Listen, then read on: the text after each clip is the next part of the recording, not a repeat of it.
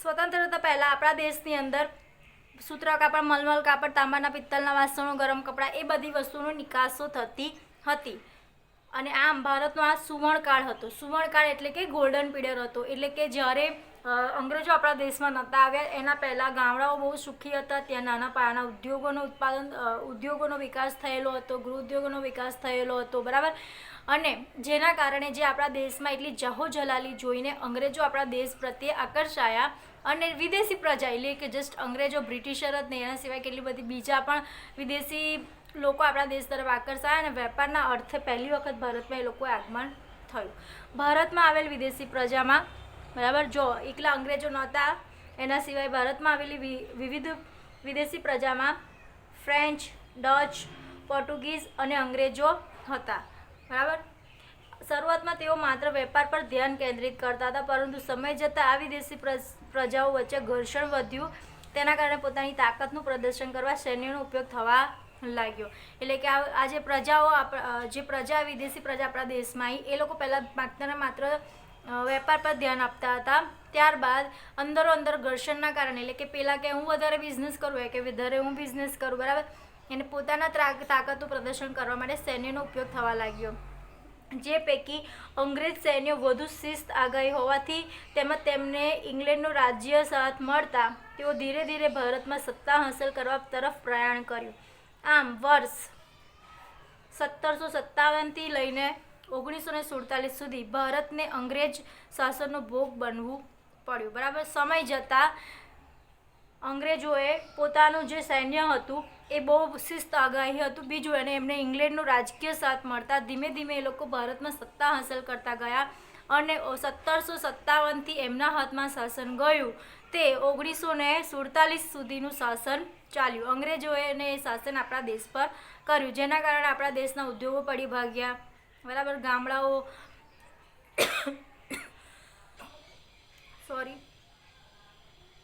ગામડાઓ જે સ્વાવલંબી હતા તે પરાવલંબી બન્યા. બ્રિટિશ શાસન દરમિયાન ભારતને ઓછામાં ઓછા પ્રમાણમાં સારા પરિણામો અને વધુ પ્રમાણમાં ખરાબ પરિણામોનો સામનો કરવો પડ્યો, બરાબર. તો કે આ ભારત દેશને બ્રિટિશ શાસનથી થોડા ઘણા ફાયદા થયા, એના કરતાં તો વધારે પડતા ખરાબ પરિણામોનો સામનો કરવો પડ્યો.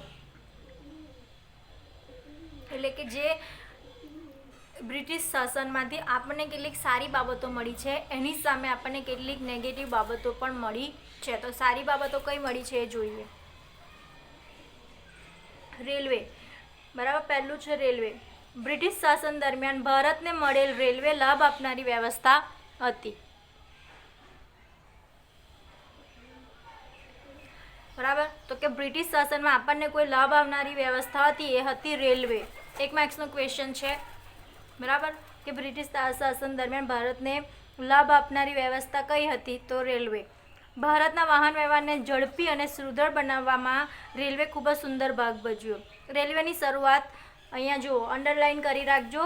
રેલવેની શરૂઆત 16મી એપ્રિલ 1853ના રોજ બોરીબંદર, આજનું મુંબઈ, બરાબર, આજે જે મુંબઈ ઓળખાય છે એ ત્યારે બોરીબંદરથી થાણેના પ્રથમ રૂટ દ્વારા થઈ હતી, બરાબર. એટલે કે આ ઇક્વેશન યાદ રાખવાનું છે. જે 1947 સુધીમાં 53,000 કિમી લંબાઈ ધરાવતી હતી અને 68 લાખ પ્રવાસીઓને લાભ આપનારી ખાનગી સંસ્થા હતી. રેલવે એટલે કે બ્રિટિશ શાસન દરમિયાન આપણને કોઈક લાભ આપનારી વસ્તુ થઈ હોય તો છે રેલવે. કેમ કે પહેલાં રેલવે નથી, ત્યારે બધા ગાડાઓમાં, બસોમાં એનો ઉપયોગ કરીને એક જગ્યાએથી બીજી જગ્યાએ આવતા જતા હતા. પણ એક એવું રસ્તા હતા તો કે ધીમા ગતિના રસ્તા હતા, જ્યારે રેલવે ઝડપથી એક જગ્યા પરથી બીજી જગ્યાએ પહોંચાડવાનો સુંદર ભાગ ભજવ્યો. અને રેલવેની શરૂઆત 16 એપ્રિલ 1853ના રોજ પહેલું જે આજનું મુંબઈ છે તેને બોરીબંદર તરીકે ઓળખાતું થાણે સુધીની પ્રથમ રૂટ હતો, જે વધીને 1947માં 53,000 કિમી લંબાઈ ધરાવતી હતી અને 68 પ્રવાસીઓ લાભ લેનારી ખાનગી સંસ્થા બની, બરાબર. તો બ્રિટિશ શાસનમાં આપણને એક લાભ થયો. બીજું જોઈએ, માર્ગ પરિવહન. અંગ્રેજોના શાસન દરમિયાન 1855માં જાહેર બાંધકામ ખાતા PWDની રચના કરવામાં આવી. ભારતમાં રોડ, રસ્તા, બાંધકામની જવાબદારીઓ બ્રિટિશ શાસને ઉપાડી 19મી સદીના અંત સુધીમાં કુલ 2,78,400 કિમી રસ્તા હતા, જે વધીને 1943 સુધીમાં રસ્તાની લંબાઈ 4,47,105 કિમી થઈ, જે પૈકી 32% પાક્કા રસ્તા અને 68% કાચા રસ્તા હતા. એટલે કે જે અંગ્રેજો દ્વારા માર્ગ પરિવહન એટલે કે રોડ સારા બાંધકામ કરવામાં આવ્યા, એટલા માટે જાહેર બાંધકામ ખાતાની રચના કરવામાં આવી 1855માં. એને PWD તરીકે ઓળખવામાં આવે છે, બરાબર. એ અત્યારે પણ આપણા રોડોનું બાંધકામ કરે છે, PWD. ભારતમાં રોડ રસ્તા બાંધકામની જવાબદારી બ્રિટિશ શાસને ઉપાડી અને એ લોકોએ પહેલાં તો કેટલા રસ્તા બનાવ્યા કિલોમીટર, તો કે 2,78,420 કિલોમીટર રસ્તા બનાવ્યા. તે વધીને એ લોકોએ 447,105 કિલોમીટર થઈ, બરાબર. અને 32% પાકા રસ્તા હતા, એમાંથી 68% કાચા રસ્તા હતા. એટલે કે અંગ્રેજો એક તો રેલવેમાં આપણો લાભ થયો, એક તો માર્ગ પરિવહનમાં આપણો લાભ થયો. પછી છે બેંકો. તો કે વર્ષ 1770માં ખાનગી ક્ષેત્રમાં બેંકની શરૂઆત થઈ, જે 1946 સુધીમાં 700થી વધુ સંખ્યામાં વિકસી. 1935માં ભારતીય રિઝર્વ બેંક ઓફ ઇન્ડિયાની રચના થઈ, જે નોંધનીય બાબત છે, બરાબર. જોઈએ આગળ કે બેંકોની સ્થાપના પણ કોને કરી? અંગ્રેજોએ. તો કે 1770માં પહેલાં ખાનગી ક્ષેત્ર બેંકની શરૂઆત થઈ અને ધીમે ધીમે 1770થી લઈને 1976 સુધીમાં 700થી વધુ સંખ્યામાં બેંકો બની અને 1935માં ભારતીય રિઝર્વ બેંક ઓફ ઇન્ડિયા, જેને આપણે RBI કહીએ છીએ, અને આપણા બેંકમાં અત્યારે RBI જે કરન્સી છાપે છે, બરાબર, અને બધી જ બેંકોનું મેનેજમેન્ટ કરે છે, એ RBIની રચના થઈ, જે નોંધનીય બાબત હતી. એટલે કે અંગ્રેજો દ્વારા એક બહુ સારી બાબત આ પણ કરવામાં આવેલી છે. આગળ જોઈએ ચોથું, સામાજિક માળખું. અંગ્રેજ શાસન દરમિયાન થયેલી અન્ય ગણનાપાત્ર કાર્યોમાં બાળકીને દૂધ પીતી કરવાનો રિવાજ નાબૂદ કરવામાં, પિંડારાનો નાશ કરવામાં અને સતી પ્રથાનો રિવાજ રોકવામાં ભારતીયોને આપેલ સાથ સહકાર ગણનાપાત્ર ગણવામાં આવે છે.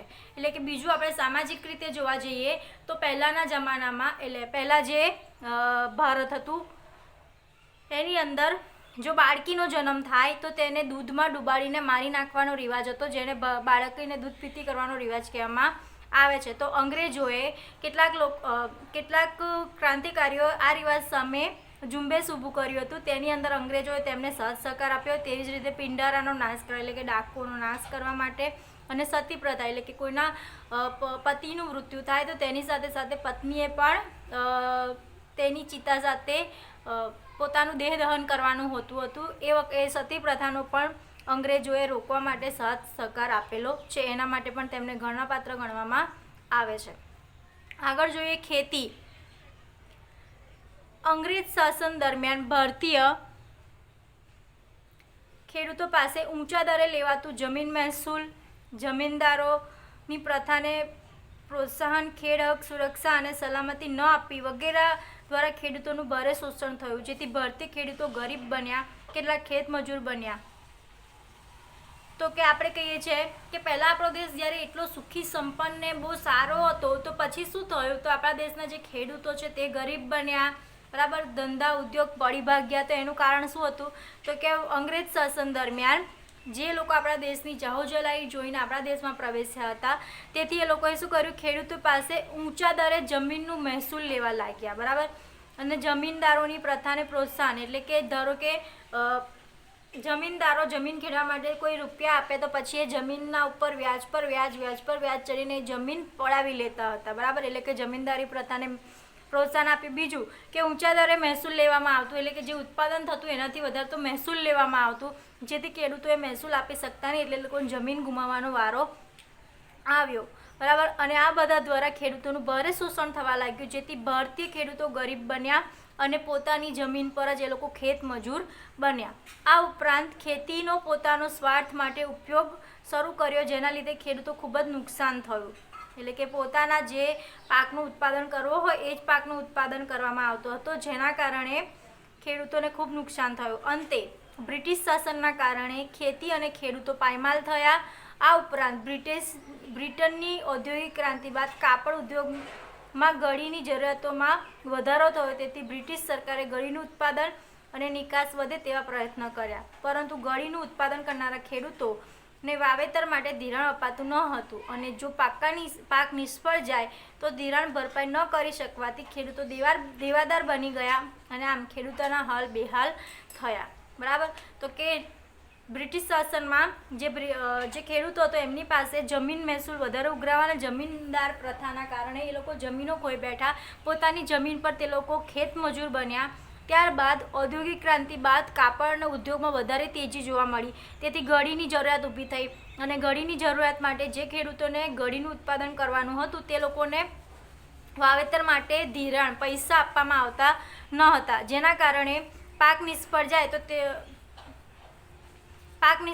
ધિરાણ ભરપાઈ ન કરી શકવાથી ખેડૂતો દેવાદાર બન્યા, આમ ખેડૂતો પાયમાલ બન્યા. એટલે કે એ લોકો જેટલું જોઈએ એટલું ધિરાણ લેશે, બિયારણ જેટલું, અને ત્યારબાદ જે એની અંદર ખાતર નાખવાનું હોય, બરાબર, એને આગળ જે એની પ્રોસેસ કરવાનું એના માટે ધિરાણ ન મળી શકે, એટલે એમનો પાક નિષ્ફળ થાય, અને પાક નિષ્ફળ જાય જેના કારણે ખેડૂતોને વધારે ને વધારે દેવાદાર બન્યા, આમ ખેડૂતોના હાલ બેહાલ થયા. એટલે કે આપણે જો ઉપર જે ફકરો જોયો એ ફકરાની અંદર તમને ખબર છે કે આપણે જોયું કે આપણા દેશના ખેડૂતો તે બહુ જહજલાલી ભોગવતા હતા, તેમજ બહુ સુખી અને સંપન્નતા સાથે જીવન જીવતા હતા, પણ અંગ્રેજોના આવ્યા બાદ ખેતી ક્ષેત્રે કેટલાક બદલાવ થયો, જેના કારણે ખેડૂતો દેવાદાર અને પાયમાલ બન્યા. આગળનું આપણે હવે નેક્સ્ટ લેક્ચરમાં જોઈશું. એટલે પહેલા 3 હતા તે અંગ્રેજોએ સારી બાબત આપણને આપી છે 4, અને ખેતી બાબતમાં આપણને અંગ્રેજો દ્વારા નુકસાન પ્રાપ્ત થયું છે.